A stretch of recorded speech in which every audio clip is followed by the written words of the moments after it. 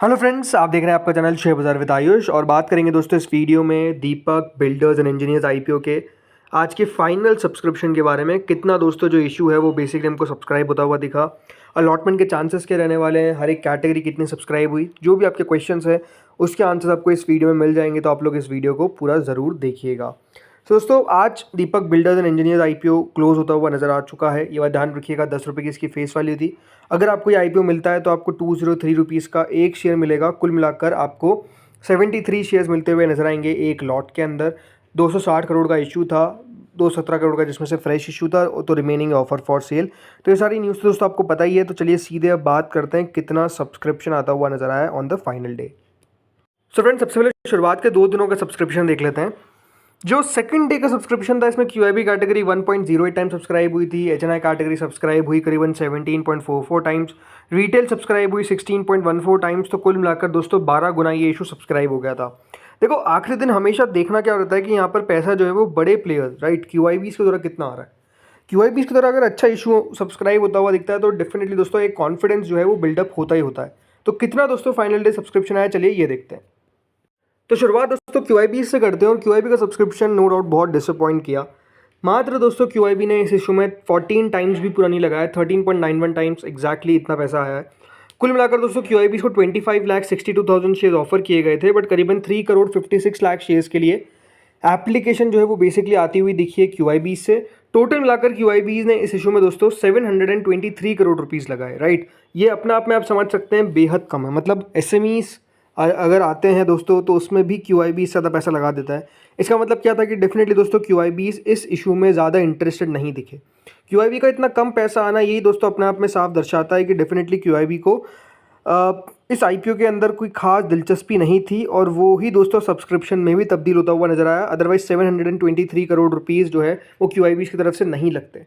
QIB ने मात्र 14 times दोस्तों 14 टाइम्स भी जैसे मैंने कहा सब्सक्राइब नहीं कर पाए। टोटल इतना कम सब्सक्रिप्शन अपने आप में साफ ये बात बताता है। देन एचएनआई कैटेगरी पे आते हैं जो दोस्तों करीबन 82.47 टाइम सब्सक्राइब होती हुई नजर आई। कुल मिलाकर दोस्तों एचएनआई कैटेगरी को 19,21,000 शेयर ऑफर किए गए थे, जिसके सामने 15 crore 84,68,546 shares combined right. Combined मतलब जो बिग एचएनआई कैटेगरी है और जो स्मॉल एचएनआई कैटेगरी है दोनों को कंबाइन कर ले तो इतने शेयर्स के लिए एप्लीकेशन आया। कुल मिलाकर दोस्तों 3,216 करोड़ दोनों को मिलाकर जो इशू है, दोनों मतलब दोनों को मिलाकर जो एचएनआई कैटेगरी है उसने इतना पैसा लगाया। अब इसमें हम आते हैं बिग एच पे राइट। तो दोस्तों बिग एच पोर्शन जो है वो 77.86 टाइम्स हमको सब्सक्राइब होता हुआ दिखा। 12,81,000 शेयर ऑफर किए गए थे, जिसके हमने करीबन 9 करोड़ 97 लाख शेयर्स के लिए हमको एप्लीकेशन आता हुआ दिखा। कुल मिलाकर दोस्तों जो बिग एच कैटेगरी है उसके द्वारा इस इशू में 2024 करोड़ रुपीज़ जो है वो लगाए गए। अब देखिए 77 78 टाइम्स का मतलब क्या है कि अगर आपने बिग एच कैटेगरी के अंदर अपनी एप्लीकेशन लगाई है तो हर 15.6 या फिर हर 15 मान लेते हैं राउंड ऑफ करके कि हर 15 में से एक व्यक्ति को अलॉटमेंट मिलता हुआ नजर आएगा बिग एचएनआई कैटेगरी के अंदर अगर आपने इसमें पैसा लगाया। देन स्मॉल एनआई कैटेगरी पे आते हैं। तो जो स्मॉल एनआई कैटेगरी है दोस्तों वो करीबन 91.69 टाइम्स के आसपास सब्सक्राइब हुई। 6,40,000 शेयर याद रखिएगा ऑफर किए गए थे, जिसके हमने करीबन 5 करोड़ 87 लाख शेयर्स के लिए हमको एप्लीकेशन आता हुआ दिखा।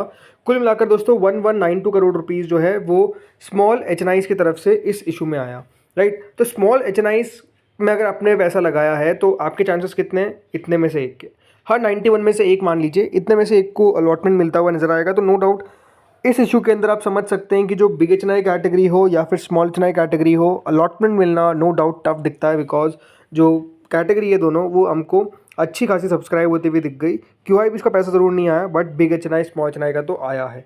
अब आते हैं दोस्तों रिटेल कैटेगरी पे। रिटेल पोर्शन दोस्तों करीबन 39.79 टाइम सब्सक्राइब हुआ, करीबन 44,83,000 शेयर के सामने 17 करोड़ 83 लाख शेयर्स के लिए हमको एप्लीकेशन आता हुआ दिखा। जिसका मतलब है कि रिटेल ने कुल मिलाकर इस इशू में 3,621 करोड़ रुपीज़ जो है वो बेसिकली लगा दिए। अब रिटेल में अगर आपने पैसा लगाया तो आपके अलॉटमेंट के चांसेस कितने रहने वाले हैं। तो देखिए रिटेल कैटेगरी जो है वो सब्सक्राइब हुई है करीबन 39.79 टाइम्स, लेकिन याद रखिएगा एप्लीकेशन कितनी आई है। एप्लीकेशन आई है 2558,000। इतनी दोस्तों एप्लीकेशन आई है। याद रखिएगा इसको आपको मल्टीप्लाई कर देना है किससे, 73 से, और उसके बाद जो वैल्यू आएगी उसको डिवाइड करिएगा 44,83,500 से।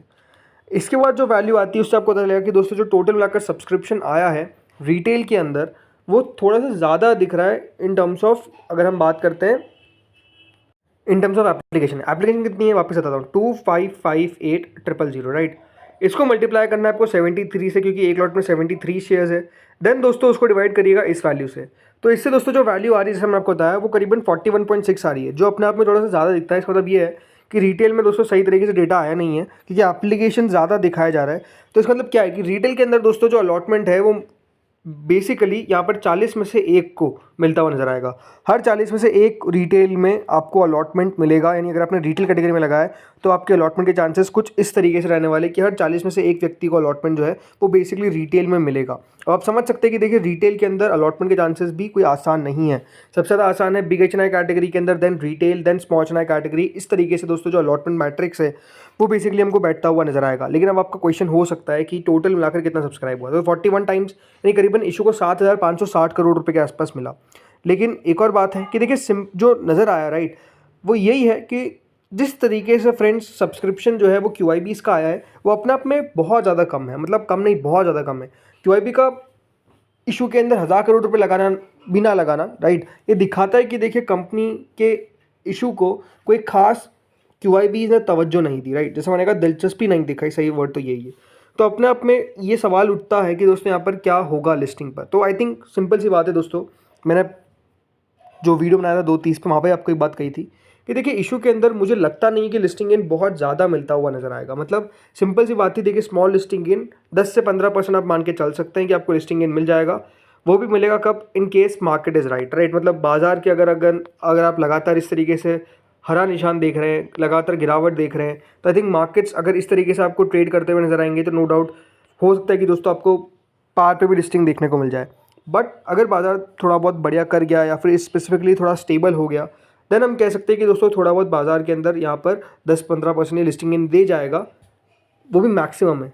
उससे ज़्यादा लिस्टिंग गेन मेरे हिसाब से यहाँ पर नहीं बन सकते हैं। बाकी अगर बन जाते हैं तो अपने आप में अच्छी बात है, लेकिन QIBs तो इंटरेस्टेड नहीं दिखे। बाकी दोस्तों इस IPO का याद रखिएगा, अलॉटमेंट कल आपको आता हुआ नजर आएगा। याद रखिएगा, टुमारो इज़ द डेट जब आपको पता चलेगा कि इस IPO में आपको अलॉटमेंट मिला है या फिर नहीं मिला है। बाकी अगर हम बात करते हैं करंट ग्रे मार्केट पे, तो जिसका देखिए यकीन था कि ग्रे मार्केट में गिरावट आएगी, जो एग्जैक्टली अब होता हुआ नजर आया है। देखिए IPO जैसे ही बंद होने गया वैसे थोड़ा बहुत अपडेट आया ग्रे मार्केट पे, वो 24.63% पे था। मतलब क्या है कि देखिए जिस तरीके से एक्टिविटी यहाँ पर हॉल्ट हो गई थी इसकी ग्रे मार्केट के अंदर, वो अपने आप में थोड़ा सा सस्पिशियस था। और मुझे यकीन था कि देखिए ग्रे मार्केट नीचे आएगी, राइट। अब 24-25% है, हो सकता है कि दोस्तों अगला अपडेट इसको 20% नीचे लेकर चल जाए। कोई बड़ी बात नहीं है, क्योंकि पैसा अपने आप में कमाए तो उसका भी याद रखिएगा असर जो है वो ग्रे मार्केट पर पड़ता हुआ दिख सकता है। अब काफ़ी लोग बोलेंगे हमने तो लगाया तो हम क्या करें। देखिए लगाया है तो ठीक है, थोड़ा सा आपको वेट करना पड़ेगा। कंपनी के अंदर मैंने पहले भी कहा था कंपनी बहुत बुरी नहीं है, बट लिस्टिंग गेन के हिसाब से नो डाउट सवाल या निशान यहाँ पर उठ सकते हैं, जो आई थिंक एड्रेस करना ज़रूरी था, जिसके बारे में बात भी करी। बाकी लेट्स सी होता क्या है लिस्टिंग पर। लिस्टिंग के दिन ही हमको पता लगेगा कि देखिए लिस्टिंग गेन देता है या फिर लिस्टिंग गेन नहीं देता है, और सबसे ज़्यादा अलॉटमेंट आपको मिलना भी चाहिए, राइट। तो फ्रेंड्स इस वीडियो में इतना ही था। होपफुली आपको वीडियो बढ़िया लगा होगा। अगर लगा तो लाइक कर देना, चैनल से पहली बार जुड़ो सब्सक्राइब कर देना। Thank you friends for watching this video.